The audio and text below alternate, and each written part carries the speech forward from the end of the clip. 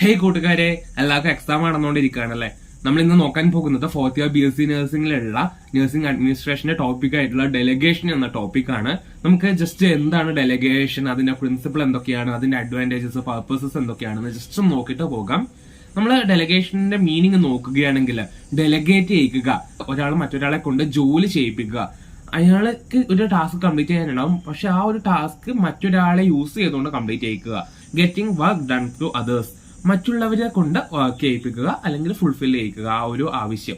പിന്നെ or as directing the performance of one or more people to accomplish organisational goals. ഒരു organisational goal achieve ചെയ്യാൻ വേണ്ടിയിട്ട്, accomplish ചെയ്യാൻ വേണ്ടിയിട്ട് ഒന്നോ അതിൽ കൂടുതൽ ആൾക്കാരെ കൊണ്ട് അല്ലെങ്കിൽ അവരുടെ പെർഫോമൻസിനെ ഡയറക്റ്റ് ചെയ്യിക്കുക. ഓക്കെ, അതായത് പണിയെടുപ്പിക്കുക. അതാണ് ആക്ച്വൽ ആയിട്ടുള്ള ഒരു ബേസിക് ആയിട്ടുള്ള കോൺസെപ്റ്റ്.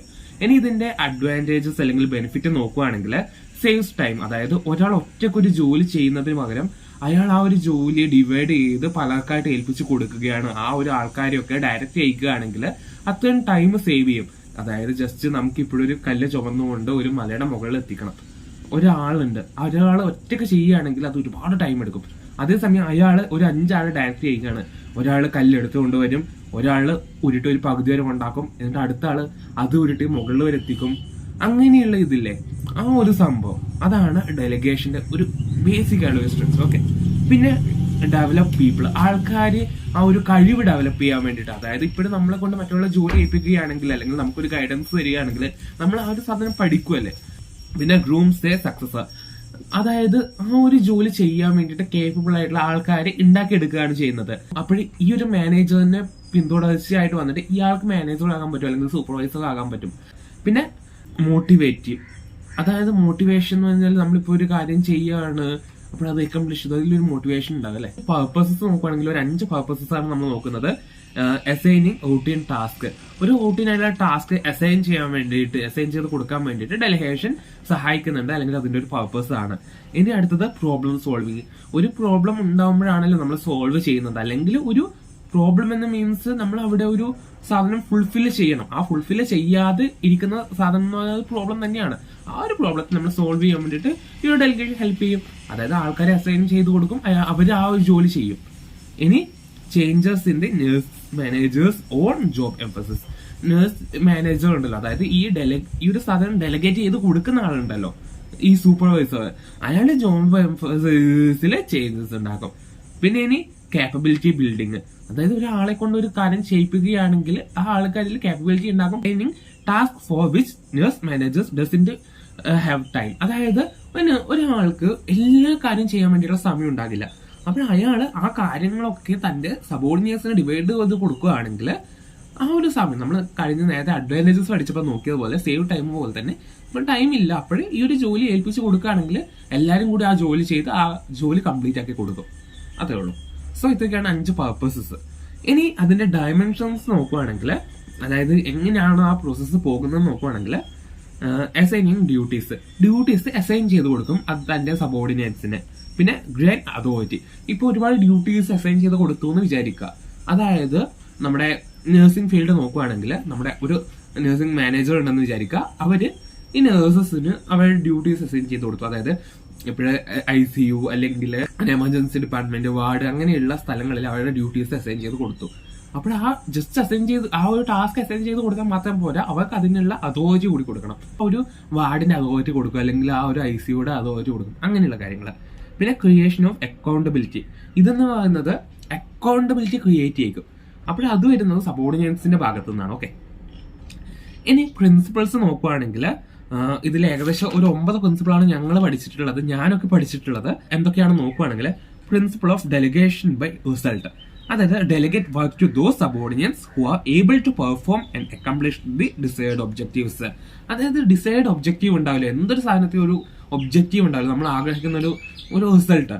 അപ്പോൾ ആ ഒരു റിസൾട്ട് അക്കംപ്ലിഷ് ചെയ്യാൻ പറ്റുന്ന അല്ലെങ്കിൽ ആ ഒരു വർക്ക് പെർഫോം ചെയ്യാൻ പറ്റുന്ന ആൾക്കാർക്ക് വേണം, അല്ലെങ്കിൽ അത്തരം സബോർഡിനേറ്റ്സിന് വേണം ആ ഒരു ടാസ്ക് ഏൽപ്പിച്ചു കൊടുക്കാൻ വേണ്ടിയിട്ട്. അതായത് റിസൾട്ട് ഓറിയന്റഡ് ആയിരിക്കണം. പ്രിൻസിപ്പിൾ ഓഫ് കോമ്പീറ്റൻസ്, ഇങ്ങനെ നമ്മൾ ഒരു കാര്യം ഡെലിഗേറ്റ് ചെയ്ത് എടുക്കുന്ന ആൾക്കാരുണ്ടല്ലോ, അപ്പോൾ ആ ജോലി ചെയ്യുന്ന നമ്മുടെ സബോർഡിനേറ്റ്സ് എപ്പോഴും കോമ്പിറ്റന്റ് ആയിരിക്കണം ആ ജോലി ചെയ്ത് തീർക്കാൻ വേണ്ടിയിട്ട്. അല്ലെങ്കിൽ അത് വേസ്റ്റ് ഓഫ് ടൈമാണ്. ഇപ്പോൾ ഒരാളെ ഒരു വാക്ക് ഏൽപ്പിച്ചു, അയാൾക്ക് ആ ജോലി ചെയ്യാൻ പറ്റത്തില്ല, അങ്ങനെയുള്ള ഒരാളാണ് അല്ലെങ്കിൽ കോമ്പിറ്റന്റ് അല്ലാത്ത ഒരാളാണെങ്കിൽ ആ ജോലി ഒരിക്കലും കംപ്ലീറ്റ് ആവത്തില്ല. Principle of trust and confidence.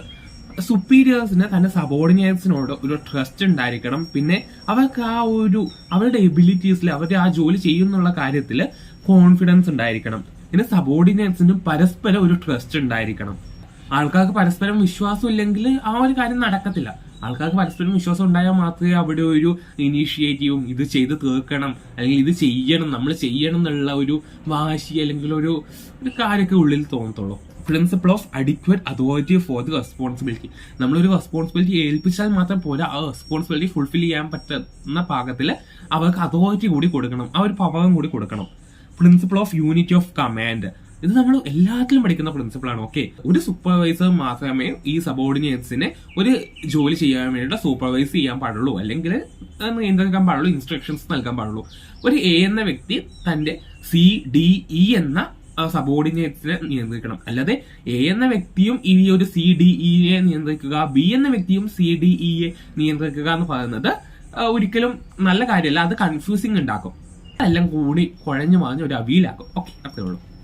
അടുത്തത് പ്രിൻസിപ്പിൾ ഓഫ് അഡിക്വേറ്റ് കമ്മ്യൂണിക്കേഷൻ. ആൾക്കാർ തമ്മിൽ അല്ലെങ്കിൽ സബോർഡിനേറ്റ്സും സുപ്പീരിയേഴ്സും തമ്മിൽ ഒരു നല്ല രീതിയിലുള്ള ഒരു കമ്മ്യൂണിക്കേഷൻ ഉണ്ടാകും, ഫ്രീ ഫ്ലോ ഓഫ് സ്പീച്ച് ഉണ്ടായിരിക്കണം. ഇനി പ്രിൻസിപ്പിൾ ഓഫ് എഫക്റ്റീവ് കൺട്രോൾ. ഈ ഒരു സുപ്പീരിയേഴ്സിന് ഈ ഒരു സബോർഡിനേറ്റ്സിന് മുകളിൽ ഒരു എഫക്റ്റീവ് ഉള്ള കൺട്രോൾ ഉണ്ടായിരിക്കണം. ഇതെന്ന് പറയുന്നത് ഈ ഒരു സുപ്പീരിയേഴ്സ് സബോർഡിനേറ്റ്സിനെ ഏൽപ്പിക്കുന്നത് ആ ഒരു ജോലി മാത്രമാണ്. ആ ജോലിയുടെ റെസ്പോൺസിബിലിറ്റി എപ്പോഴും ഈ ഒരു സുപ്പീരിയേഴ്സിന്റെ തലയിലായിരിക്കും. റെസ്പോൺസിബിലിറ്റി ഒരിക്കലും ട്രാൻസ്ഫർ ചെയ്യാൻ പറ്റില്ല ഈ ഒരു സുപ്പീരിയേഴ്സിന്. ഇനി അടുത്തത് പ്രിൻസിപ്പിൾ ഓഫ് റിവാർഡ് ആണ്. ഒരു സുപ്പീരിയർ തന്റെ സബോർഡിനേറ്റിനെ കൊണ്ട് ഒരു ജോലി ചെയ്യിപ്പിച്ചു, ഇങ്ങനെ നിരന്തരം ചെയ്യിപ്പിക്കുകയാണ്. പക്ഷെ അതിൽ അവർക്ക് ഒരു റിവാർഡിംഗ് ആയിട്ട് തോന്നുന്നില്ല. അതായത് അവർ അപ്രീഷിയേറ്റ് ചെയ്യുന്നില്ല, അല്ലെങ്കിൽ അവർക്ക് അവർ ചെയ്യുന്ന കാര്യം നല്ലതാണെന്ന് പറയുന്നില്ല, അല്ലെങ്കിൽ അവർക്ക് ഒരു സാലറിയിൽ ഒരു പ്രോഗ്രസ് ഒന്നും ഉണ്ടാകുന്നില്ല, അവിടെ തന്നെ കിടക്കുന്നു, വന്ന് എങ്ങനെയാണോ അതുപോലെ തന്നെയുണ്ട്, ഒരു മാറ്റമില്ല, ഒരു മൈൻഡ് ആക്കുന്നില്ല. അങ്ങനെയാണെങ്കിൽ പിന്നീട് ആ ജോലി ചെയ്യാൻ വേണ്ടിയിട്ട് അല്ലെങ്കിൽ സിൻസിയർ ആയിട്ട് ജോലി ചെയ്യാൻ വേണ്ടിയിട്ട് ആൾക്കാർ പഠിക്കും. അപ്പോൾ അതെപ്പോഴും റിവാർഡിംഗ് ആയിരിക്കണം. പിന്നെ സാലറിയിൽ ഇൻക്രിമെന്റ് കൊടുക്കുക, അങ്ങനെയുള്ള കാര്യങ്ങൾ. ഇനി പ്രിൻസിപ്പിൾ ഓഫ് റിസെപ്റ്റീവ്നെസ്. നമ്മളെ സുപ്പീരിയേഴ്സ് സബോർഡിനേറ്റ്സിനോട് കാര്യം പറഞ്ഞു, അല്ലെങ്കിൽ ഒരു കാര്യം ഇങ്ങനെ ചെയ്യണം എന്ന് പറഞ്ഞു. പക്ഷെ എപ്പോഴും സബോർഡിനേറ്റ്സ് സുപ്പീരിയേഴ്സ് ഒരുപോലെ ചിന്തിക്കണം എന്നൊന്നും ഉണ്ടാകില്ല. അപ്പോഴും സുപ്പീരിയേഴ്സ് ഈ സബോർഡിനേറ്റ്സിന്റെ ഭാഗത്തുള്ള സജഷൻസ് ഒക്കെ കേൾക്കാൻ തയ്യാറായിരിക്കണം. അല്ലാതെ എപ്പോഴും ഇത് ഇങ്ങനെ തന്നെ ചെയ്യണം, അങ്ങനെ തന്നെ ചെയ്യണം എന്ന് അങ്ങോട്ട് മാത്രം പറയാതെ ഇവര് കേൾക്കണം. നമ്മൾ ഇങ്ങനെ ചെവി പൊത്തിപ്പിടിച്ചിട്ട് നമ്മൾ ബാക്കിയുള്ളവരൊന്നും കേൾക്കത്തില്ല, ഞാൻ പറയുന്നത് തന്നെ കേൾക്കണം എന്ന് പറയുമ്പോൾ അതൊരു ഡിക്റ്റേറ്റർഷിപ്പ് ടൈപ്പ് ആവും. ഓക്കെ, സോ ഇത്രയൊക്കെയാണ് ഇന്നത്തെ ടോപ്പിക്. വീഡിയോ വലുതായൊന്നും ആകത്തില്ല, നമ്മുടെ സ്ലൈഡ് കയ്യിലുണ്ടായിരുന്നില്ല കേട്ടോ, നോട്ടാണ്. ആ നോട്ടിലെ ഹാൻഡ് റൈറ്റിംഗ് നല്ലതായതുകൊണ്ട് വായിക്കാൻ പറ്റില്ല.